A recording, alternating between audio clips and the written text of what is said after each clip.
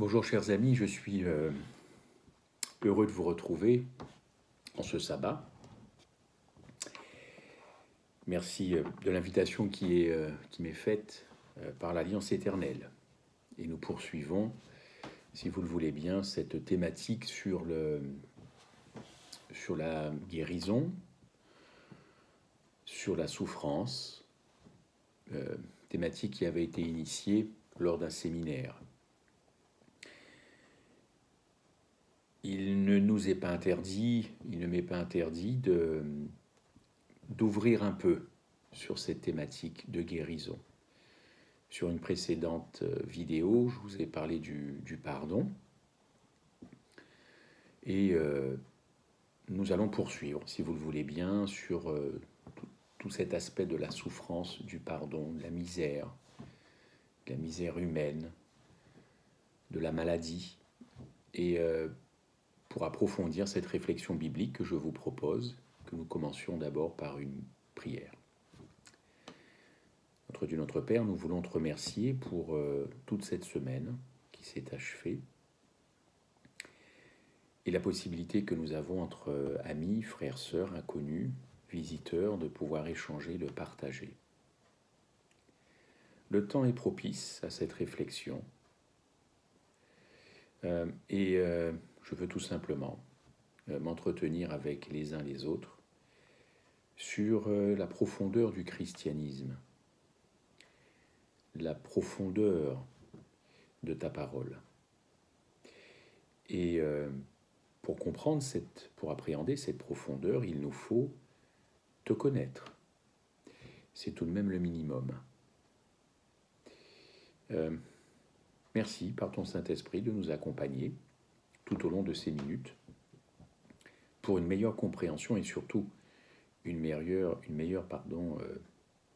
expérimentation de cette profondeur. Te connaître, t'apprécier, évidemment, t'aimer. Sois avec nous, Seigneur, au nom de Jésus-Christ, ton Fils bien-aimé. Amen. Si l'on fait ces choses au bois vert, vous connaissez sûrement cette phrase très célèbre, très dure aussi, de notre Seigneur Jésus-Christ, en Luc 23, verset 31, « Si l'on fait ces choses au bois vert, qu'arrivera-t-il au bois sec ?» Jésus n'a jamais promis à ceux qui le suivraient une vie facile, vous le savez bien, exempte de difficultés.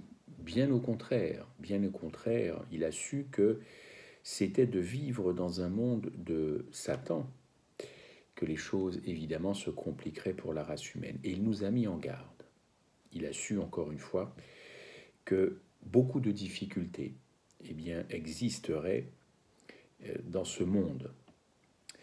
D'ailleurs, il le dit en Luc 23, verset 31, « Vous aurez des tribulations dans ce monde, mais prenez courage, j'ai vaincu le monde, je suis évidemment avec vous. J'ai vaincu le monde. » Luc 23, verset 31. Alors qu'il portait sa croix sur le chemin de Golgotha, le Christ a dit aux filles de Jérusalem qui pleuraient sur lui, « Si l'on fait ces choses au bois vert, comme je vous disais, qu'arrivera-t-il au bois sec ?» Jésus a connu de constants et terribles combats avec l'ennemi, qui voulait d'ailleurs sans cesse le faire échouer sa mission, détruire pour l'homme toute possibilité de salut. Et il va de soi que ceux qui se mettront au bénéfice de sa victoire, qui se rallieront à sa cause, voudront vivre son enseignement.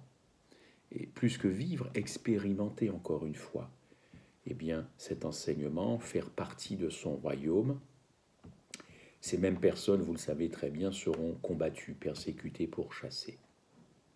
Dans l'Ancien Testament, notamment dans les psaumes, David avait déjà mis maintes et maintes fois en évidence ce qui apparaît aux yeux de beaucoup comme une énigme.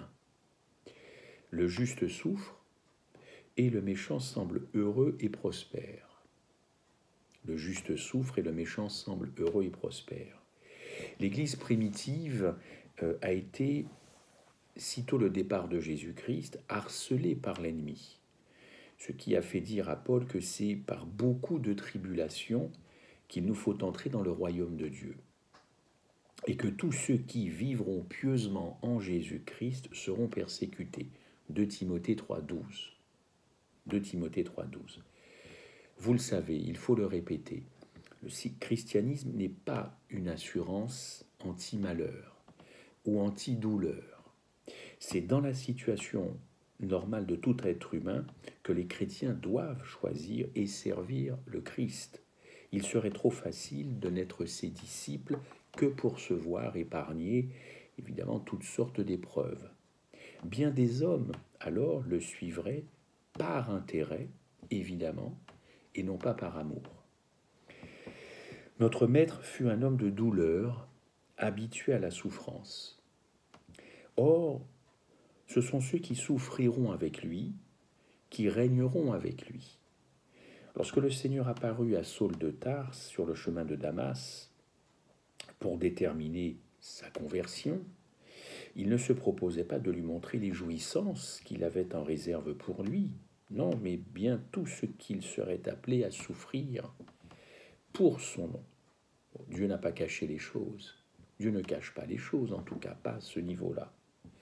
La souffrance a été l'apanage du peuple de Dieu depuis le jour du martyre d'Abel. Les patriarches ont été appelés à souffrir pour leur fidélité à Dieu et leur attachement à ses commandements. Le grand chef de l'Église a souffert pour nous, et nous verrons dans quelques instants qu'il souffre encore énormément pour nous.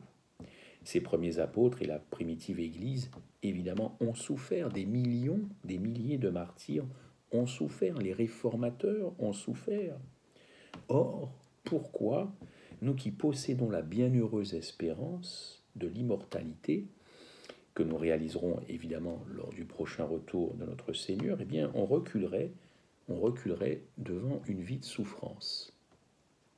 S'il était possible d'accéder à l'arbre de vie qui est au milieu du paradis de Dieu sans passer par la souffrance, nous ne jouirions pas d'une si riche bénédiction pour laquelle nous n'aurions pas souffert.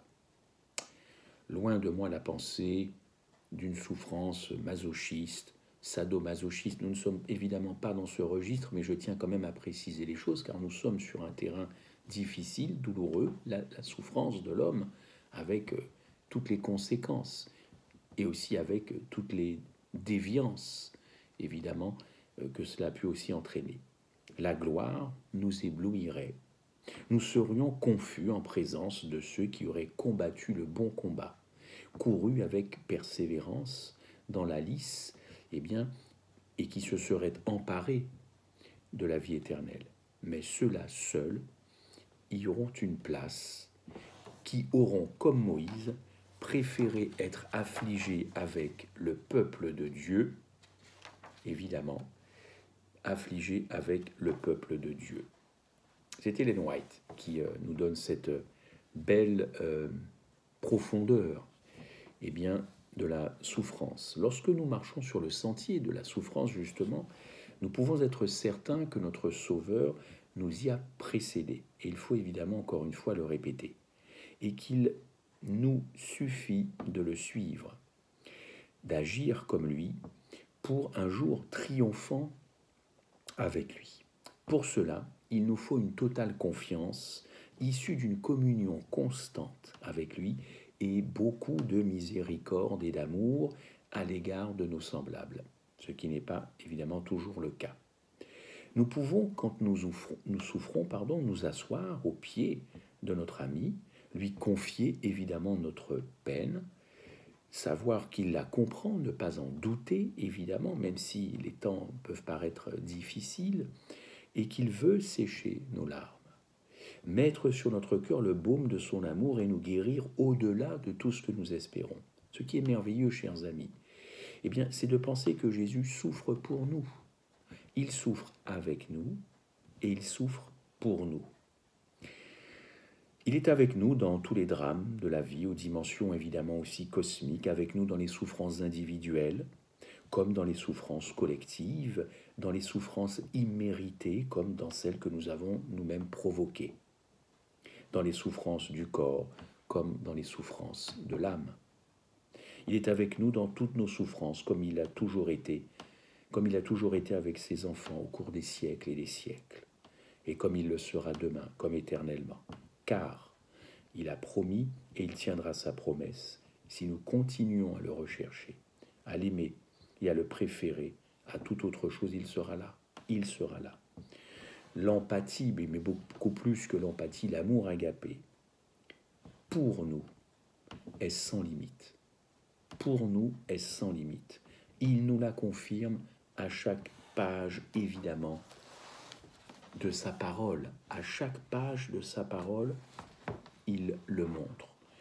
Nous n'avons pas affaire, nous le savons, mais c'est bon, bien de le répéter, à un Dieu froid, distant, éloigné, mais un Dieu plus tendre que nous le pensons, beaucoup, beaucoup plus tendre, évidemment, et la plus tendre des mères.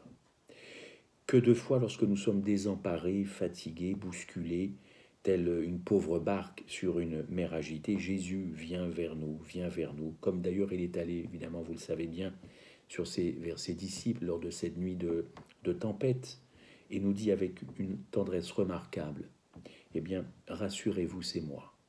Rassurez-vous, c'est moi. Et il est bon, dans l'époque où nous vivons, dans ce temps de confinement, de se le rappeler, et je pense de ne pas se disperser sur tout un tas de choses que pourrait amener comme sujet ce Covid-19. Rassurez-vous, c'est moi.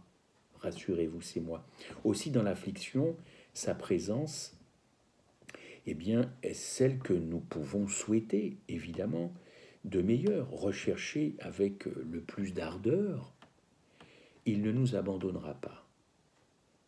J'habite dans les lieux élevés et dans la sainteté, nous dit-il, mais je suis avec l'homme contrit et humilié. Toutes ces promesses sont vraies et il les exécutera. N'oublions pas que l'amour de Dieu a été, vous le savez, déformé, falsifié, contrefait, d'ailleurs par le plus grand contrefacteur, l'ennemi de nos âmes, le Satan, et bien de façon à ce que l'homme considère Dieu, je vous le disais il y a quelques minutes, comme une entité très, très, très lointaine, n'est-ce pas, comme un être implacable, exigeant.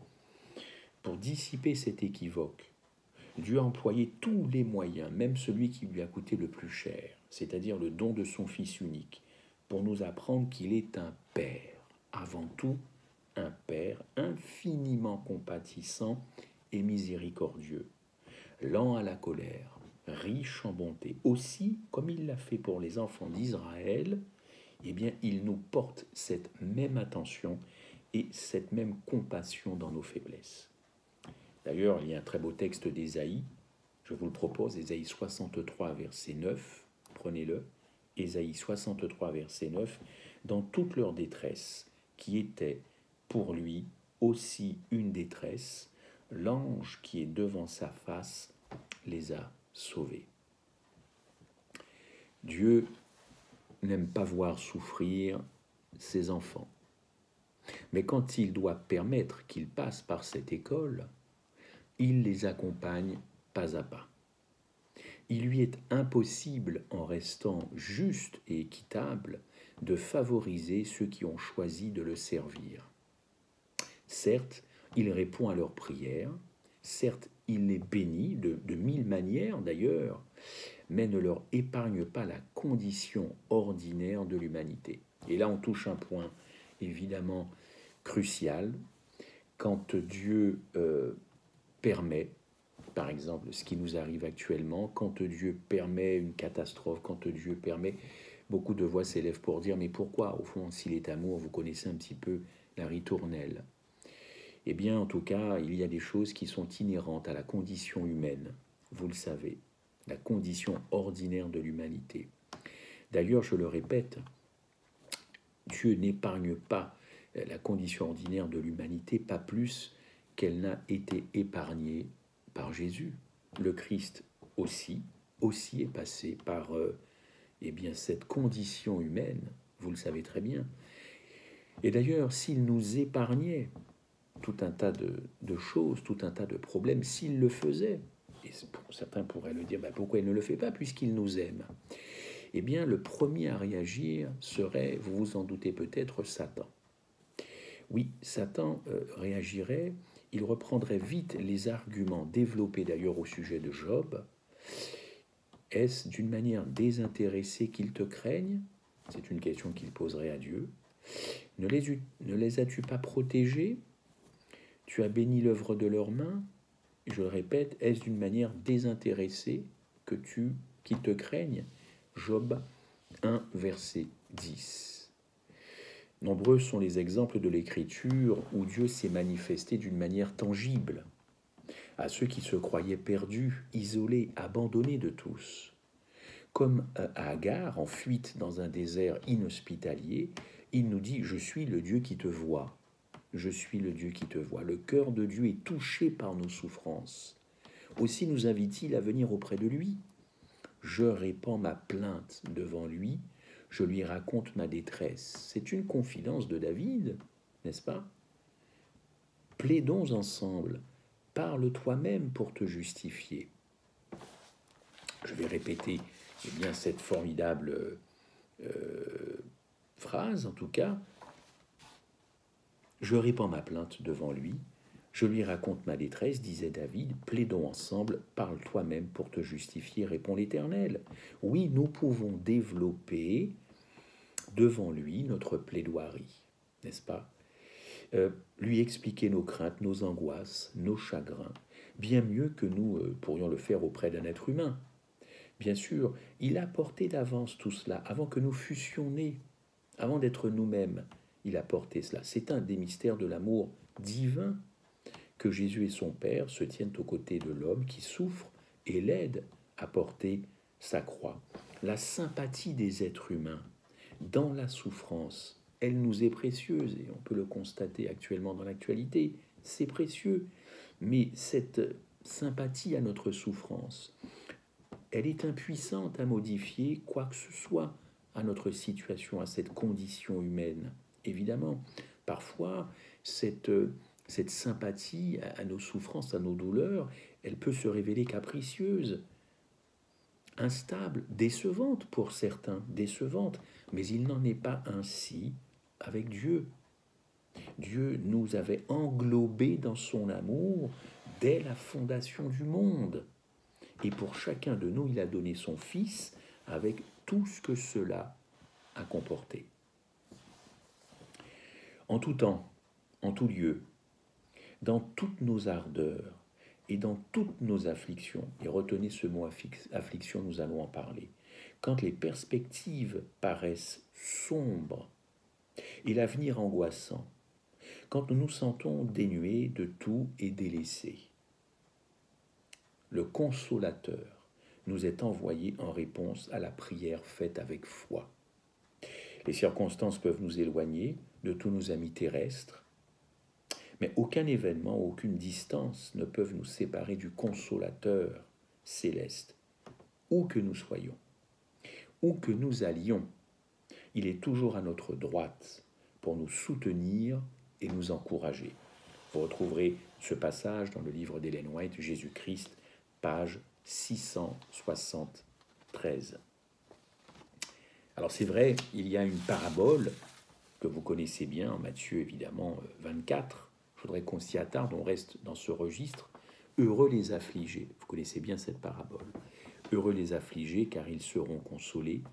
Heureux vous qui pleurez maintenant, car vous serez dans la joie. Malheur à vous qui riez maintenant, car vous serez dans le deuil et dans les larmes. Alors vous le savez, notre monde souffre, et c'est un monde qui traverse une vallée, cette fameuse vallée de Baca que l'on retrouve en psaume 84. Alors, qu'est-ce qu'on y trouve dans cette vallée? J'y faisais déjà allusion la dernière fois. Angoisse, détresse, traumatisme, solitude. Chacun verse ses larmes, burn-out, évidemment. Chacun pleure dans son coin. Affliction, chers amis, affliction, donc heureux les affligés.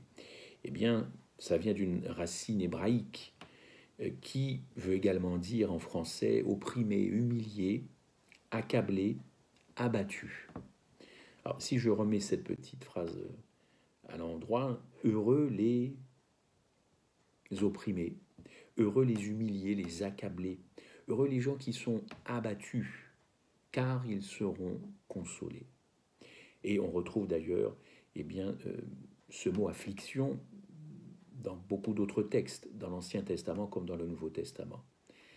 Alors quand on étudie les paraboles, on se pose quand même une question, d'ailleurs pourquoi Jésus les a écrites, et pourquoi cette attention sur cette condition humaine de la part de Jésus-Christ. Jésus, dans cette parabole, comme dans celles qui suivent, toujours dans Matthieu 24, s'attaque à la conception religieuse de l'époque qui voulait que les pauvres, les malades, les blessés, soient maudits par Dieu. Et en revanche, alors les bien portants, les gens aisés, qui ne souffrent de rien, ceux qui sont bien intégrés partout, eux sont bénis par Dieu. Jésus se focalise sur les victimes. Pourquoi? Parce qu'il sait très bien, chers amis, combien les traumatismes sont grands. Le chrétien est d'ailleurs invité à se réjouir avec ceux qui se réjouissent et de pleurer avec ceux qui pleurent. Alors, quelle est finalement cette gymnastique que Dieu nous demande? D'être joyeux, heureux avec ceux qui le sont, et en même temps, de pleurer avec ceux qui pleurent.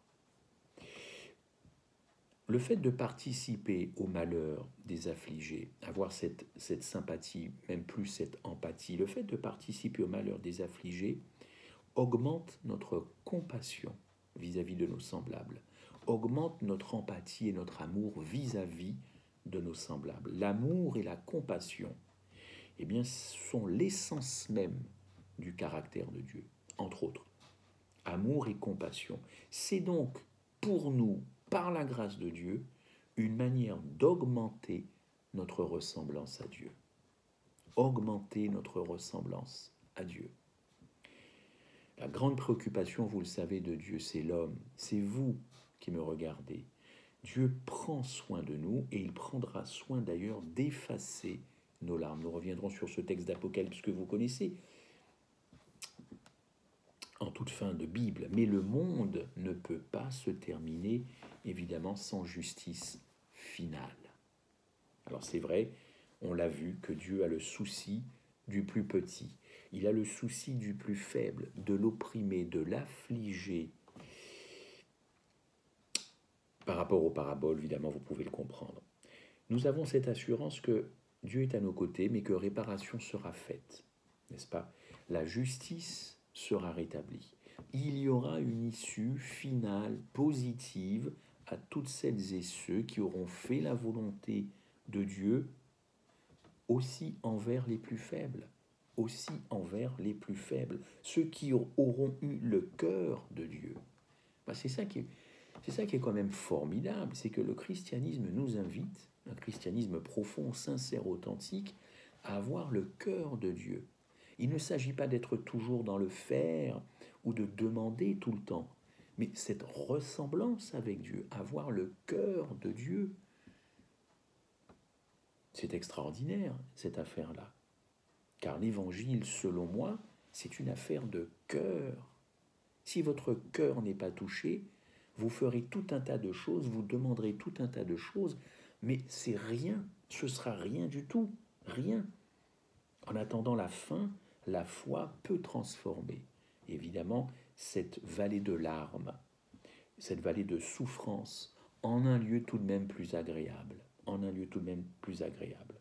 le savez, c'est parfois quand on est dos au mur qu'on exerce sa foi la plus profonde, plus profondément. On s'accroche d'ailleurs à Dieu comme Job, comme Jacob, et on sait qu'il y a de la consolation, n'est-ce pas? Répétons-le, Dieu s'occupe de nous, il est aux côtés de l'affligé, de l'opprimé, du persécuté. Oh, certes, cela ne se voit pas forcément, en tout cas pas d'une façon que nous aimerions voir ces choses, n'est-ce pas? Mais si Dieu se préoccupe de l'homme, puisque c'est sa grande affaire maintenant, depuis 6 millénaires, qui se préoccupe de Dieu? Qui se préoccupe de sa souffrance? Qui se préoccupe de ces coups de mou, si vous me permettez cette expression. Parce que je vois bien qu'aujourd'hui, dans l'époque dans laquelle nous sommes, avec ce confinement quasi mondial, la moitié de la population mondiale serait confinée, beaucoup se préoccupent d'eux-mêmes. Beaucoup ont les yeux tournés vers eux-mêmes. Beaucoup ont peur, beaucoup sont angoissés, donc ils font très très attention à eux-mêmes et à leur famille, à leur entourage. Mais moi j'ai une question, qui se préoccupe de Dieu en ce moment? N'est-ce pas? Bon, c'est vrai, Dieu afflige le consolé, Dieu afflige l'opprimé. Job 30, verset 25, n'avais-je pas des larmes pour l'infortuné? Mon cœur n'avait-il pas pitié de l'indigent, pardon. Vous retrouverez beaucoup de ces versets dans cette histoire de Job qui est bien connue. Oui, mais est-ce que Dieu souffre? Oui, Dieu souffre, n'est-ce pas? On a d'ailleurs dans le mot affliction dont je vous parlais tout à l'heure, donc ça donne affliger, et ça vient d'un verbe pacho, qui est du grec, et ce verbe pacho, donc affliger, on va le retrouver une quarantaine de fois à peu près dans le Nouveau Testament. Donc retenez bien, affliger, affliction, on va le retrouver plus d'une quarantaine de fois dans le Nouveau Testament. Et sur cette quarantaine de fois, je ne fais pas de jeu de mots avec évidemment le confinement, la moitié, plus de la moitié concerne la personne de Jésus-Christ quand il était sur cette terre. C'est un verbe pacho qui a été utilisé durant toute la vie de Jésus-Christ, car toute sa vie sur terre a été dans une circonférence d'affliction, d'affliction. Et évidemment, avec la croix. Jésus, Dieu, est présenté comme le souffrant des souffrants, l'affligé des affligés, l'accablé des accablés, l'abattu des abattus, l'opprimé des opprimés. Et ça dure. Mais qui se soucie de Dieu? Qui se soucie de sa souffrance? Dans Jean 14, verset 9, Jésus dit, « Celui qui m'a vu a vu le Père. » Je ne vous apprends rien. Celui qui m'a vu vivre voit le Père vivre. Celui qui m'a vu parler voit le Père parler. On est bien d'accord. Donc, voilà, mais alors celui qui m'a vu affligé a vu Dieu affligé. Celui qui m'a vu opprimé a vu Dieu opprimé. Bien entendu. Celui qui m'a vu en larmes a vu Dieu en larmes. Celui qui a vu Jésus affligé, opprimé, c'est pareil, évidemment. Car en Jean 17, vous connaissez bien ce verset, la vie éternelle, c'est qu'ils te connaissent, toi le seul vrai Dieu. Donc Jésus est venu dévoiler Dieu. Celui qui a vu Jésus dans toutes ces situations a vu Dieu dans toutes ces situations. Alors, pas chaud. Eh bien, le riche est encore une fois toujours plus... le grec est d'ailleurs plus riche que le français. Pas chaud, être affecté, endurer, maltraiter, souffrir. Voilà, ce fut la condition du Christ. Et comme le Christ, c'était le Père, ce fut évidemment la condition du Père. Qui se soucie de Dieu? Qui se soucie de sa souffrance? Jésus pleura. Jean 11, 34. On a l'habitude de dire aux enfants, et c'est vrai d'ailleurs que c'est le verset le plus court, sous forme d'anecdote. Mais Jésus pleura, c'est peut-être un verset le plus court, le verset le plus court, mais franchement, c'est un verset à prendre avec considération. Jésus pleura. Jean 11, 34. Eh bien, quand vous regardez le verbe pleurer, alors nous savons que Jésus pleura face à la mort de Lazare, Jésus a pleuré dans d'autres circonstances, mais attachons-nous à cela. Jésus pleura, Jean 11, 34, 35 plutôt, face à cette situation. Pleurer ici, c'est le verbe d'acruo en grec. Écoutez bien, chers amis, c'est le seul endroit dans le Nouveau Testament où ce verbe apparaît. Et il est appliqué à Jésus-Christ. Qu'est-ce que veut dire d'acruo? D'acruo, ça veut dire beaucoup plus que verser des larmes ou pleurer. C'est le seul endroit dans le Nouveau Testament où vous trouvez ce verbe, et il est appliqué à Jésus, ce Dieu d'ailleurs qui verse des larmes. Alors pourquoi pleurer? Pourquoi pleurer? Jésus nous montre que Dieu n'est pas, encore une fois, cette entité froide, impassible, cet être divin indifférent à notre condition humaine. D'ailleurs, de nombreux textes l'appellent le Dieu vivant, hein, le Dieu notre plus proche parent, n'est-ce pas? Le Rédempteur, le Dieu de l'Alliance. Jésus pleura. En 2 Corinthiens 1, vous lirez les versets de 3 à 7, il est écrit le Dieu des miséricordes. Littéralement le Dieu des entrailles. C'est ça la racine de miséricorde, le Dieu des entrailles, c'est-à-dire finalement le Dieu de l'intérieur, dans la profondeur, hein, les entrailles, et même le Dieu de l'utérus, c'est-à-dire d'où tout sort, d'où la vie sort, le Dieu qui est remué de l'intérieur. C'est une expression d'ailleurs que l'on emploie, il a été remué de l'intérieur. Ben, remué aux tripes, si vous me permettez cette expression. C'est un Dieu qui est pris aux tripes. Quand Jésus pleure, c'est un Dieu qui est complètement secoué, abattu. C'est beaucoup plus que de verser des larmes, n'est-ce pas? Autre expression, Jésus fut ému de compassion. Vous avez cette même idée, à peu près, en tout cas en grec. Hein. Jésus fut ému de cette compassion, c'est la même idée. Il est toujours remué en son sein. Un bouleversement de pleurs intérieures. En Matthieu 20, verset 33, vous avez cette expression. Il fut ému de compassion face aux 2 aveugles. C'est beaucoup plus que cette compassion compassionnelle. Ah, j'ai compassion de toi. Enfin, au bout de 30 secondes, je n'ai plus compassion, je suis passé à autre chose. Ça ne marche pas avec Dieu. Cette même situation-là, Dieu est au ciel et il la vit. Il la vit. Qui se soucie de cela? Heureux ceux qui pleurent, ils seront consolés. Heureux les affligés, vous avez heureux ceux qui pleurent dans certaines versions. Heureux ceux qui pleurent, ils seront consolés. Ce verbe pleurer, eh bien pour le coup là, ce n'est plus d'acruo, réservé à Christ, n'est-ce pas? C'est un autre verbe, klaio, klaio. C'est le même verbe qui est utilisé eh bien, pour Jésus lorsqu'il s'approche, cette fois-ci de Jérusalem, terme de sa mission. Quand il voit cette ville, eh bien, il pleura d'acruo, klaio, pardon, sur cette ville. Et là, klaio, oui, là, klaio, c'est pleurer, c'est se lamenter, c'est verser des larmes, n'est-ce pas? Se pourrait-il que Dieu pleure sur ma condition, qu'il pleure sur cette humanité en ce moment, et depuis toujours d'ailleurs, pas que par rapport à ce virus, Dieu pleure énormément depuis 6000 ans, il pleure, et pas plus aujourd'hui qu'avant. La condition humaine n'a pas changé avant ce virus. Changera-t-elle après? Non. Mais non. Nous restons pécheurs, mais il y a cette espérance évidemment de cette puissance en l'homme qui sera évidemment détruite et qui peut l'être. Eh bien, quand on marche avec le Christ, pleurer sur nous, pleurer sur son Église, pleurer sur la condition, pleurer sur notre condition spirituelle. Oui, c'est le cas. Dieu lui-même pleure dans le Christ, car évidemment, Christ était en Dieu, vous le savez, réconciliant le monde avec lui-même. 2 Corinthiens 5, 19. Alors oui, Dieu est affligé. Dieu est affligé, et cela ne date pas d'hier, n'est-ce pas?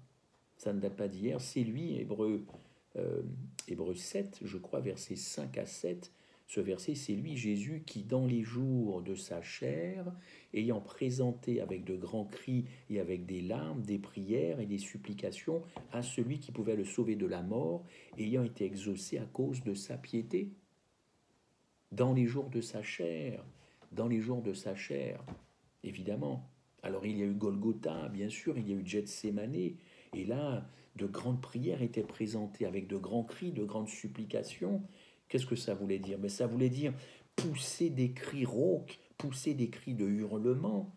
Pourquoi? Parce que Jésus était broyé par toutes ces afflictions, afflictions humaines, évidemment, depuis le début dont il s'était chargé. Infecté par nos maladies. Infecté. Tous ces cris, nous les retrouvons évidemment à la croix. Évidemment, agonie, détresse. Lisez les psaumes, à partir du psaume 22 notamment. D'ailleurs, Jésus a toujours mis toute son énergie à vouloir guérir les possédés, les opprimés, les affligés. Toute son énergie à les soulager, évidemment. Dans un texte, je crois que c'est Marc 7, verset 32, on lui amène un sourd rappelez-vous, et Jésus, quand il va guérir, il va exprimer des gémissements, pendant qu'il ordonne que ce sourd soit délivré. Le texte dit, puis levant les yeux, il soupira, il soupira. Soupirer, c'est stenazo, en grec, stenazo. Mais stenazo, un soupir pour nous, bon, je soupire.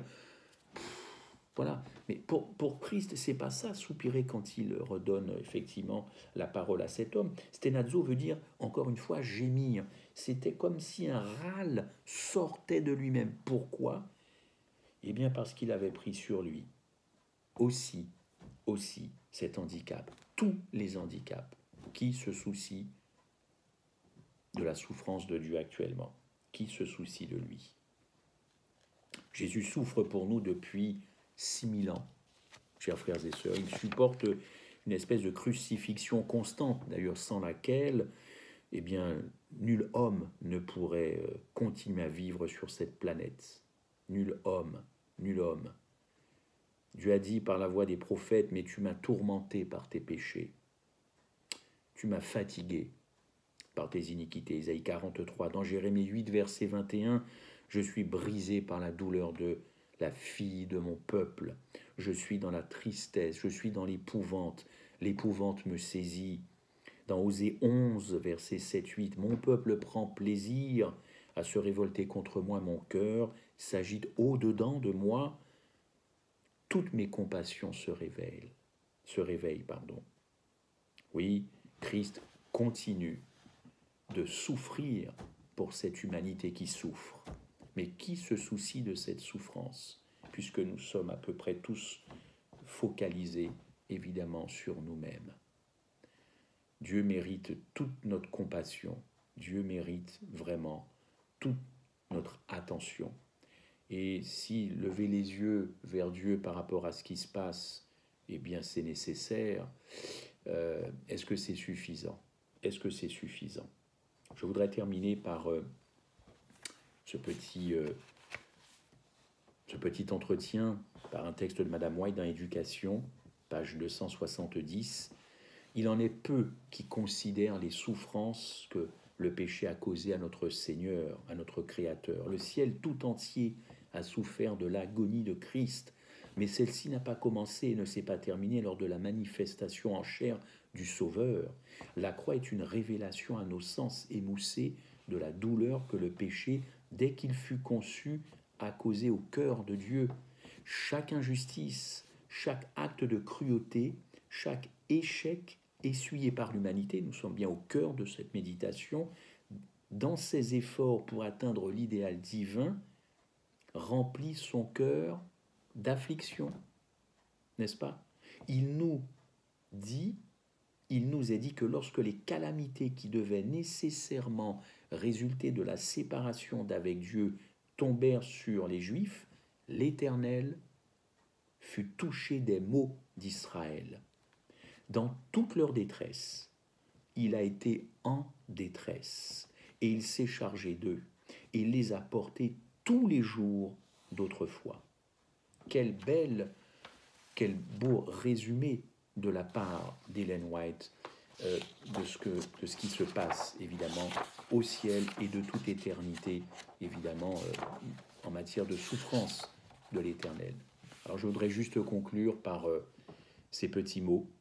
Oui, je suis ta brebis, Seigneur, une brebis souvent indocile et rebelle, mais si heureuse de t'avoir pour berger. C'est peu d'être une brebis dans le monde avide, riche de gloire et de science, mais cela me suffit puisque la houlette est tenue par le roi du ciel. Dans le troupeau serré que tu conduis, je me sens certain, jour las et désemparé. Le chemin est boueux, la pluie fouette, les ronces déchirent, et je désire alors ardemment un mot de toi. Un mot unique, pour moi seul, qui me rassure et me soulage, qui apaise la soif de mon âme. Mais j'entends la voix qui console et encourage toutes les brebis, qui appellent celles qui s'égarent, et pressé, mais apaisé, je reste là. Parce que même sous le ciel noir et sous l'orage, j'y suis mieux que partout ailleurs. Parce que tu aimes tes brebis, Tu vois d'un seul regard jeté au troupeau celle qui a besoin d'être pensée, soignée, portée pendant l'étape. Dès ce regard incomparable, parce qu'il est celui de l'amour agapé, tu devines les hésitations, les fatigues des tentations qui nous frôlent ou qui nous assaillent. Et malgré notre incurable faiblesse, tu ne nous abandonnes pas. Tu restes le seul véritable berger qui mène son troupeau vers des eaux paisibles et vers de beaux pâturages.